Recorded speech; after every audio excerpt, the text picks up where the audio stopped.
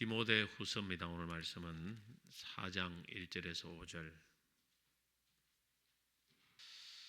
하나님 앞과 살아있는 자와 죽은 자를 심판하실 그리스도 예수 앞에서 그가 나타나실 것과 그의 날을 두고 엄히 명하노니 말씀을 전파 때를 얻든지 못 얻든지 항상 힘써 범사에 오래 참음과 가르침으로 경책하며 경계하며 그나라 때가 이르니 사람이 바른 교훈을 받지 아니하며 귀가 가려워서 자기의 사욕을 따를 서성을 많이 두고 또 그 길을 진리에서 돌이고 허탄한 이야기를 다 가지겠습니다. 그러나 너는 모든 일에 신중하여 고난을 받으며 전도자의 일을 하며 내 직무를 다하라. 아멘.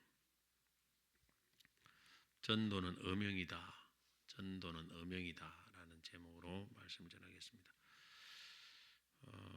어명이라는 말은 임금의 명령이다 라는 그런 의미죠. 텔레비전 사극 같은 데 보면 어명이요 하면 모든 상황이 다 이게 종료가 됩니다. 어떤 힘 있는 신하라도 어명이라는 말에는 꼼짝을 못합니다. 어찌 보면 이 국법보다 더 참 지엄한 것이 왕의 하다라는 어명입니다. 모든 법을 초월합니다. 어명으로 참 억울하게 사약을 받는 경우도 어명이라는 말에 임금 있는 곳을 향해 절을 하고 사약을 받는 경우가 참 많습니다. 그 어명이 얼마나 절대적인 명령인가. 사람의 한 나라의 왕의 명령도 얼마나 참 절대적으로 힘이 있는가라는 것을 보여주죠. 오늘 우리 진정한 왕은 사실 예수 그리스도입니다. 예수님이 우리에게 어명으로 하다란 명령이 복음을 전파하라 라는 명령입니다. 마가복음 16장 15절에도 또 이르시되 너희는 온 천하에 다니며 만민에게 복음을 전파하라.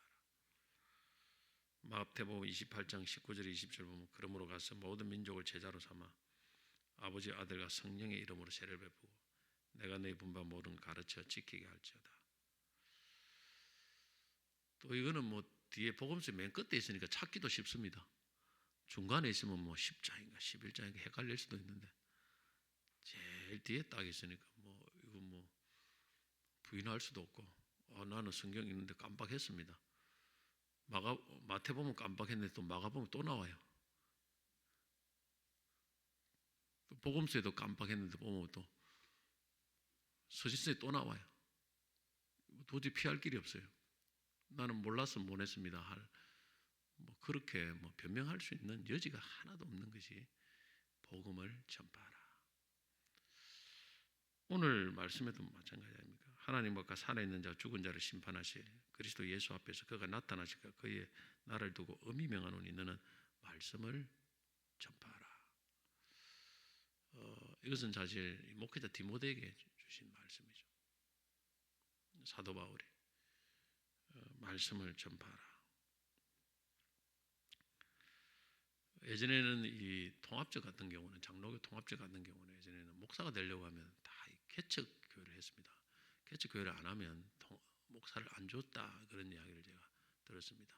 지금은 안 그런데 그래서 모든 통합적 목사는 무조건 개척 교회를 했습니다. 목사가 되려고 하면 그러면서 뭐 통합적 교회가 막 엄청나게 막 농촌이고 어디고 막 많이 늘어나게 돼. 이 목회는 신학교 공부만 해가지고는 안 된다. 설교매가 안 된다. 그래서 반드시 복음을 전하는 그런 훈련을 받아야 된다. 사실 저는 굉장히 일리가 있다고 생각해요. 그 당시에 뭐 상황이 그랬지 모르지만 목회자가 복음을 전해야 그 교회가 복음을 전하는 교회로 나아가도록 만들 수 있습니다. 저는 이렇게 목회자를 하면 당신이 먼저 전해라 이렇게 합니다. 당신이 큰 교회 가서 이렇게 하면은 좀 싫어하더라고 담임 목사님들. 큰 교회는 내가 좀 조심을 합니다. 목사님들 약간 눈치가 보면 갑자기 내가 매일 복음 전한다 그러면 목사님 얼굴이 표정이 별로 안 좋아요. 근데 작은 교회를 가면 다 이분들이 다 이게 잘 받아들입니다. 내가 힘을 전해야 된다. 우리 목회자는 프로다. 프로가 못 하는데 아마추어 보고 하라고 뭐 말이 되나? 그 시기 어려운데 당시 얼마나 어려운 걸 한번 경험해보고 체험을 해보고 이렇게 하니까 되더라. 이렇게 살아있는 가르침을 줘야 뭐 성도들 믿게 들어가지. 자기는 못 하는데 남 보고 하라고 이렇게 해가지고는 그게 잘 믿게 들어가겠냐? 그래서 저는 뭐 일단 어린이 할 때도 제일 앞장서서 내가 복음을 많이 전하고 또 경험도 많이 하고 그런 노하우를 가지고 이렇게 하면 이렇게 되고 저렇게 하면 저렇게 된다.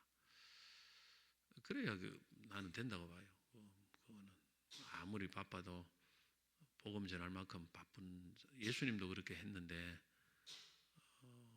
예수님도 그 복음을 전했는데 설령 아무리 바쁜 사람도 예수님만큼 더 바쁘겠습니까? 아울러 이제 온 성도들도 이 명령에 벗어날 수가 없습니다. 어명입니다. 어명. 특별히 오늘 말씀에는 보면 이 하나님 앞과 살아있는 죽은 자를 심판하실 그리스도 앞에서 그가 나타나실 거가 그의 나를 두고 엄히 명하노니 뭐 보면 말씀을 전파하러 하면 되는데 뭐 굉장히 앞에 뭐 이렇게 많은 뭐 말씀들이 많습니다. 산자와 죽은 자를 심판하실. 왜 이런 말씀을 합니까? 그냥 복음을 전파 안 하고 이거 안 하면 주님 오시는 날에 심판 받는다. 그 말 아닙니까? 그걸 강조하려고 하는 말 아닙니까? 예수님은 심판자다. 그러니까 이 어명을 말씀을 지키라는 거죠. 그래야 하나님 나라가 완성될 거 아닙니까? 주님이 오시는 그날에 주님께서는 이제는 그때는 심판하러 오시는 겁니다. 더 이상 뭐 예수를 믿는 사람들은 위로를 하겠죠. 그러나 또 한편은 심판입니다. 심판. 그걸 생각하면서 전도하라는 것입니다. 사도 바울은 고린전서 19장 16절 만일 복음을 전하지 않으면 내게 화가 있을 것이다. 사실 사도 바울도 뭐 복음 안 전해도 돼요. 그냥 뭐 천지 교회 자기 세우는 교회 많은데 한 번씩 돌아보면서 뭐 설교나 하고 뭐 요 교회 갔다 저 교회 갔다 얼마든지 하려고 마음 먹으면 할 수 있습니다. 그런데 사도 바울은 곳곳에 가는 곳마다 복음을 또 전했어요. 개인 전도도 하고 또 물론 교회도 돌봤지만 그게 사도 바울의 삶이었습니다. 그런데 어떤 마음으로 했는가? 이 복음을 전하지 않으면 내게 화가 있을 것이다. 그런 마음으로 전했습니다. 전도 안 하면 내가 중죄를 짓는 것이다. 고린전서 9장 24절 운동장에서 다름질하는 자들이 다 달아날지라도 오직 상을 받는 사람은 한 사람인 줄 너희가 알지 못하느냐. 너희도 상을 받도록 이와 같이 다름질하라. 자, 그러면 이제 예를 들어서 교회가 부흥을 해요. 성도들이 잘하면 그러면 뭐 나는 안 해도 되겠구나. 부흥을 안 하고 교회가 찌그러들고 막 사람들이 줄고 하니까 목회자도 복음을 전해야 되겠구나. 이런 사고를 갖고 하면요, 그 전도의 목적이 교회 성장입니다. 교회 성장이에요. 이건 절대 안 된다고 생각합니다. 부흥하는 교회 목사님도 사실 자기에게 주신 책무가 있으니까 하나님 앞에 내가 복음을 전하는 이 책무를 받았으니까 내가 해야 돼요. 성도들이 다 한다고 자기가 안 하는 게 아니고 저도 제가 하는 이유가 뭐 교회를 성장하기 위해서 하는 게 아니고 내가 주님 주신 책무를 감당해야 돼요. 내 안에 개인적인 거 그걸 위해서 하는 거예요. 그냥. 교회가 뭐 부흥을 성장 안 해서 하는 건 아니에요. 가만히 있어도 뭐 오는 사람도 옵니다. 데리고 오는 사람 데리고 오고 그러나 내게 주신 책무가 있다는 거예요. 그거를 할 때 마음에 평안이 있고 하나님 주시는 은혜가 있더라고요. 제가 해보니 그걸 위해서 하는 거예요. 사실 혼자서 해봐야 얼마나 많이 하겠습니까? 근데 그 내게 주신 책무를 감당할 때 되는 겁니다. 우리 성도도 마찬가지입니다. 뭐 내가 안 와도 뭐 할 사람 많은데 뭐 그거 아니에요. 내게 주신 그 몫이 있는 거예요. 그걸 감당하라는 거예요, 하나님께서. 자, 우리가 헌금을 해도 아이고 이 사람 부자들 몇 사람 하면 되지 내가 하면 내까지 그 빠져도 안 되겠나? 그게 아니에요. 내게 주신 하나님이 그 해야 될 채워져야 할 분량이 있습니다. 그게 비록 적더라도 그 분량을 채워야 하나님이 또 나는 하나님 앞에서 만족을 누리고 또 힘을 누리는 거예요.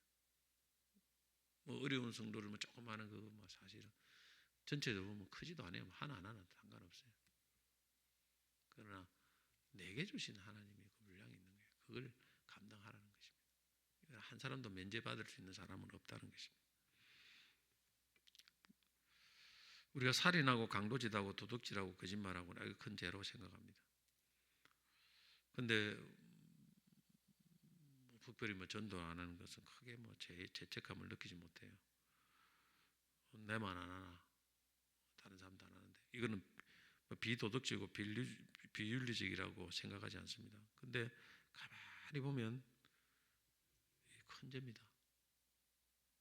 살인 방조죄, 지옥 방조죄 큰 죄예요, 사실은. 세계제 2차 대전이 끝났을 때 독일 교회의 대표적인 지도자인 니물러 목사님이 2차 대전 책임 백서를 발표를 했는데 그 발표문에는 2차 대전의 책임을 히틀러에게 묻지 않고 오히려 그 책임을 독일 교회와 독일 교인들에게 물었습니다. 그저 많은 사람들이 발표에 항의를 했습니다. 왜 히틀러가 잘못이지 왜 우리 독일 교회가 잘못이냐, 독일 교인들이 잘못이냐. 그렇게 했을 때 니물러 목사님이 이런 간증을 했습니다. 어느 날 그가 꿈을 꾸었는데 꿈에 주님의 심판대 앞을 통과하는 꿈이었습니다. 주님의 심판대 앞을 지나가는데 뒤에서 예수님이 질문하는 소리가 들렸습니다. 너는 왜 믿지 않았느냐? 그러자 뒤에 있던 사람이 이렇게 말했습니다. 아무도 나에게 예수를 믿으라고 말하지 않았습니다. 근데 그 목소리가 어디선가 듣던 목소리예요. 뒤를 돌아보니 다름 아닌 히틀러였습니다. 이걸 꾸고 회개를 했다고 합니다. 목사님이. 자신은 히틀러가 죽기를 바랬지 한 번도 그 영혼을 위해서 기도하거나 전도하려는 생각을 하지 못했다는 거예요. 여러분, 우리가 니물로 목사님처럼 그 당시에 독일에 있는 수많은 교인들처럼 히틀러 미워하여 죽기만을 바라고 기도하거나 전도하지 않는 그것을 어찌 보면 하나님이 죄로 물은 거예요. 우리 그럴 때가 많습니다. 어떤 미워하는 정치 지도자들 많은 사람들 빨리 잘못되기를 바라요. 그냥 잘못되기를 바라. 잘못되기를. 기도도 안 하고 그렇다고 말씀을 전할 그 기회도 갖지도 않고 그러면 더 나빠지는 거예요, 사실. 여러분 가족 중에서 어떤 예수도 안 믿고 다른 가족을 괴롭히는 가족들이 있을 수 있습니다. 그럼 그 가족이 자꾸 짜증을 내고 미워하고 그러면요 더 날뛰입니다. 더 날뛰어. 그럴수록 기도를 해야 돼요. 더 많이 기도를 하고 그럴수록 하나님의 말씀을 더 전하고 그래서 그 영혼을 하나님 말씀으로 변화시켜야 되는데 우리가 그렇지 않습니다. 미움이 가득해가지고 마지 못해서 이렇게 하고 왜 변화가 안 되는 거예요, 사실은. 변화가 안 돼요. 그거는 교회의 책임입니다, 교회. 오늘날도 우리가 정치주들이 우리하고 안 맞는 사람이 있어도 기도를 많이 해야 됩니다.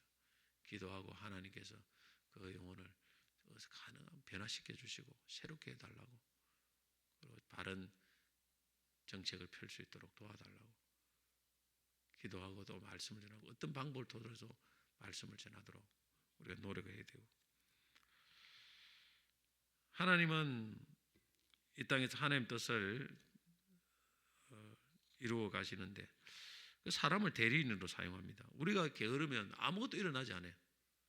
하나님이 대신 해주지 않습니다. 말씀을 전하고 복음을 전하는 것은. 그래서 자신도 아무것도 안 하면서 안 된다고 안 될 수밖에 없지 교회가 전도도 안 하고 기도도 안 하고 교회가 시대가 어렵다고 힘들다고 이렇게 말하면 안 될 수밖에 없는 거예요. 필연적으로 이 성경의 원리를 모르는 거예요. 하나님이 역사하는 원리를. 우리가 기도하고 하나님 앞에 나가가지고 남는 게 시간인데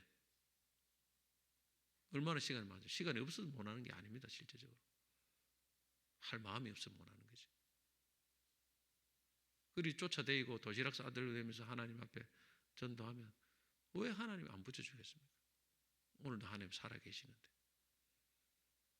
그런 마음을 갖고 기도하다 보면 이 대한민국 천지가 병든 자가 천지입니다. 정신병도 많고 뭐도 많고 그런 마음을 갖고 하면요, 한번 기도하면 하나님이 막 기적이 일어납니다. 그렇게 돌아다니면서 하면 목회자가 또 그렇게 돌아다니면서 밤낮으로 돌아다니면서 하나님 앞에 전도하려고 하면 그런 사람 만나면 한번 기도하면 바로 나아요. 그 하나님이 전도될 거 아닙니까? 사도들이 그리 전도했지 않습니까? 그걸 원하는 거예요. 진짜 하나님의 사명을 감당하려고 하는 그런 사람에게는 하나님이 무한한 능력을 부어주십니다.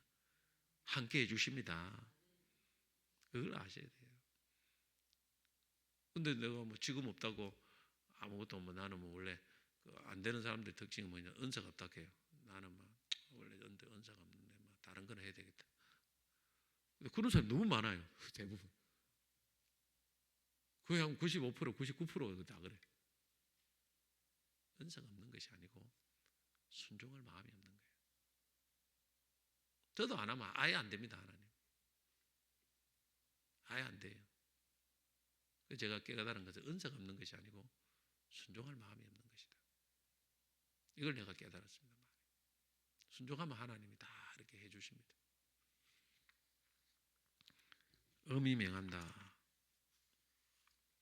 선택은 우리에게 달려 있습니다. 김두시 목사님의 책에 전도는 음영이라는 책이 있는데 이 책에 보면 스펄전은 설교의 향기로 유명하지만 탁월한 전도자이기도 했습니다. 스펄전 당시에 그가 담임했던 영국의 메트로폴리탄 카버넌트 교회는 세계 최대의 교회였습니다. 세계에서 제일 큰 교회였습니다. 설교를 잘하니까 사람들이 몰려들겠죠. 스펄전 목사님이 담임한 교회가 성장한 것은 그가 설교를 잘했기 때문이라보다는 혼신의 힘을 다해 전도를 설교하고 전도를 가르쳤고 전도를 실천했기 때문이다. 한마디로 전도가 교회 성장과 부흥의 원동력이었다. 스펄전 목사님의 관심은 전도였다. 이렇게 말하고 있습니다. 여러분 잘 귀담아 새겨야 됩니다. 그럼 어떻게 전파해야 될까요? 어떻게 전도해야 될까요? 첫째는 때를 얻든지 못 얻든지 항상 힘써라. 2절에 보면 너는 말씀을 전파하라. 때를 얻든지 못 얻든지 항상 힘써라. 여기 때라는 것은 우리 행복 나눔 축제와 같은 그런 때를 말합니다. 이때는 당연히 해야 되죠. 근데 뭐 많은 교회들이 가을 되면 많이 합니다. 근데 이때도 안 하는 분들이 뭐 많아요. 대부분 교회마다. 그러니까 평상시는 뭐 아예 안 하는 거죠. 뿐만 아니라 이 때가 아니더라도 하나님 때를 못 얻어도 해야 된다는 거예요. 항상 어떤 기회만 주어지면 전도하라는 것이 그것이 하나님의 명령입니다. 때를 없듯 시도 때도 없이 자꾸 전하다 보면 하나님이 그냥 붙여주시는 때가 옵니다. 열매를 맺는 것은 우리가 하는 게 아닙니다. 우리가 하는 것은 씨를 심는 것입니다. 자꾸 열매를 없다고 자꾸 이렇게 뭐 안 하는 사람들이 많아요. 그건 하나님의 것이에요. 하나님이 하시는 것이지 우리가 하는 건 아니에요. 우리가 하는 것은 씨를 심는 것입니다. 할 수 없어요. 열매를 맺는 것은. 자꾸 그래 많이 뿌리다 보면은 뭐 의하다가 하나씩 하나님이 이게 힘 빠질 때쯤 되면 한 사람이 붙여주시는 경우가 있어요. 우리 많이 뿌려야 돼요. 많이 뿌리면 하나님이 거두게 하는 때가 옵니다. 정말 많이 뿌려야 돼요. 그냥 어쩌다가 하나 뿌려갖고는 열매를 거두기 어렵습니다. 둘째는 오래 참음으로 전해야 됩니다. 2절에 보니까 너는 말씀을 전반 때를 얻든지 모르든지 항상 입시라 범사에 오래 참음으로, 그러니까 가르침으로 경책하며 경계하며 권하라. 인내가 필요합니다. 신앙생활 자체가 인내인데 기도도 인내가 필요하고 전도도 인내가 필요합니다. 선을 행하되 낙심하지 않으니 때가 이르면 거두리라 했습니다. 전도는 특별히 더 인내가 필요합니다. 기도보다 훨씬 더 많은 인내가 필요합니다. 왜 그런가 하면 3절에 보면 때가 이르니 사람이 바른 교훈을 받지 아니하며 기가 가려워서 자기 사욕을 따를 스승을 많이 두고 그 길을 진리에서 돌이켜 허탄한 이야기를 따르라. 그 시대도 그랬습니다. 그 시대도 많은 사람이 바른 교훈을 따지 아니하고 자기 사욕을 따라 스승을 많이 둡니다. 다 성경 말씀에 귀를 안 기울여요. 그래서 참고 견뎌야 돼요. 왜 근데 그래도 왜 전해야 되느냐 하면은 그 중에 하나님의 택한 백성이 있습니다. 그 백성들을 구원하려고 전하는 것이지 그 길을 닫고 있는 사람들을 그거 뭐래요 사실은. 그 사람들을 전하는 게 아니고 그래도 그 소수의 길을 열고 있는 사람들이 있다는 것입니다. 그 사람들을 찾아내려고 전하는 것입니다. 이 경상도 지역에는 더 어려워요 사실은. 훨씬 어렵습니다 경상도 지역에는. 왜냐하면 길을 닫고 있는 사람들이 너무 많기 때문에. 그래서 더 많이 해야 돼요 사실은. 참아야 됩니다. 참고 인내하고 또 가야 돼요. 아이고 가기 싫은데 이렇게 많이 했는데 그래도 또 찾아가고 또 부드러운 모습 또 찾아가고 또 찾아가고 계속 그렇게 하고 결과는 하나님께 맡겨야 돼요. 세 번째로는 신중히 고난을 감수하며 전해야 됩니다. 5절에 보면 그러나 너는 모든 일에 신중하며 고난을 받으며 전도자의 일을 하며 내 직무를 다하라. 신중하라는 것은 절제하라는 말입니다. 복음을 전하려면 자신의 삶을 절제해야 돼요. 운동선수들은 운동을 잘하려고 하면 절제합니다. 먹고 싶어도 안 먹고 뭐도 안 하고. 양준혁은 뭐 스마트폰을 한 번도 안 봤다 겁니다. 왜냐하면 현역 때까지 굉장히 오랫동안 현역했는데 눈을 안 좋으면 눈이 나빠지면 이게 야구는 막 150km 이상 되는 빠른 공을 봐야 되는데 눈이 안 좋으면 칠 수가 없어요. 그래서 스마트폰을 안 봤다고 합니다. 그만큼 절제를 했답니다. 그 잘하는 분들은 보면 절제가 대단합니다. 왜? 그걸 잘하기 위해서. 오늘도 우리가 마찬가지입니다. 하나님 앞에 시간을 절제하고 삶을 절제하고 그리고 그 힘을 가지고 복음을 전하려고 힘을 써야 되는데 딴 데다 힘을 다 빼버리고 나중에 복음 전하려고 힘이 없어가지고 시간이 없어서 못 하는 거예요. 절제를 해야 됩니다. 절제를.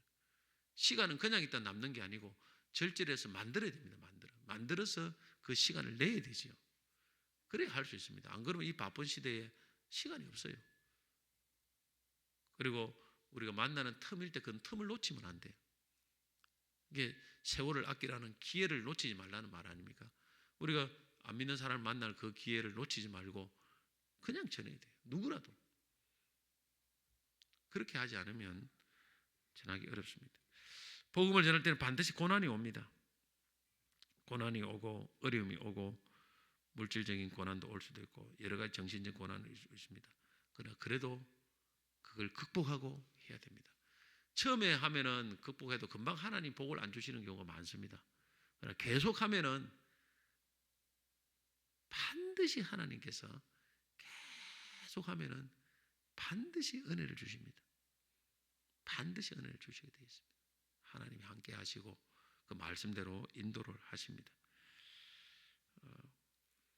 왜 하나님께서 우리 교회를 침산동 여기에 세웠겠습니까? 그 수많은 영혼들을 건져내기 위해서 세운 거 아니겠습니까? 왜 침산동에 뭐 아파트가 막 계속 들었겠습니까? 하나님 그 영혼들을 건져내 너에게 붙여준다는 말 아니겠습니까? 너 교회 너가 책임지라는 거예요. 이 동네 이제 땅값 비싸가지고 교회를 들어올 수가 없어요. 바로 요 근처는 들어올 수가 없습니다. 아예 이제는 너무 비싸가지고. 그래서 우리가 너가 책임지라는 거예요. 그래서 여러분 하나님 앞에 주님이 주시는 어명을 잘 받들어서 한번 해보십시오. 하나님께서 은혜를 주십니다. 진짜 은혜를 주셔요. 제가 어제도 말했지만 서문교회 그 이중근 장로님 80몇 살 문 장로님 계세요. 병들고 다 재산 다 빚만 지고 그때 전도를 시작했답니다. 전도하다가 너무 힘들어 안 돼가 전도를 못 하는데 전도하다 죽자. 그래가지고 약 2달 만에 1000명 가까이를 했는데 하나님이 그걸 기쁘게 여기셔가지고 지금까지 하나님께서 쓰시고 계신다. 빚도 다 갚고 병도 다 치료하고 자녀도 축복 주시고 하면서 그 간증을 들어봤습니다. 하나님은 정말 이 복음을 전하는 자를 기뻐하십니다. 먼저 그의 나라를 구하면 이 모든 것을 너에게 더하여 주시리라. 할렐루야.